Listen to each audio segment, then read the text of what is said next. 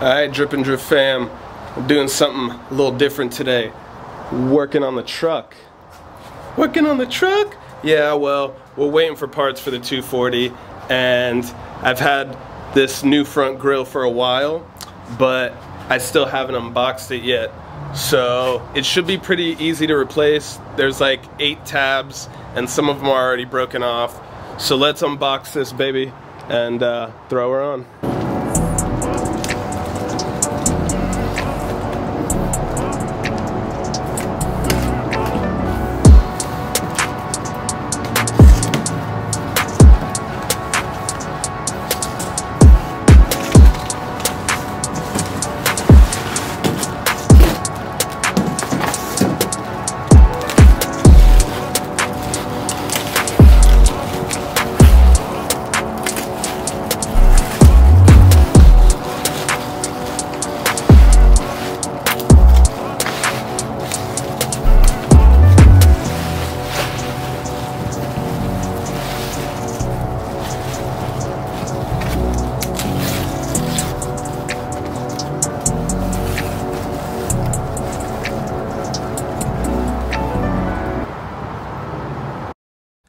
This is a pretty simple and easy job anyone can do.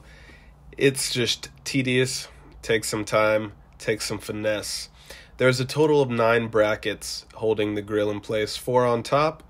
We have 2 in the top corners by the headlights, and then we have 3 on the bottom. The 4 on top, in my case, were broken off, but those 2 in the corners were pretty tricky to get.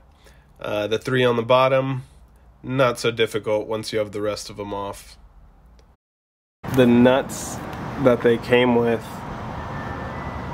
have that slit in the back. So, if we could see it here, they slide in perfectly to where the holes were. You just twist them in.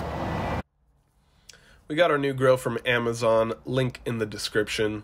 It utilizes 7 of the pre-existing holes that the stock bracket used, 3 on the bottom, 4 on top.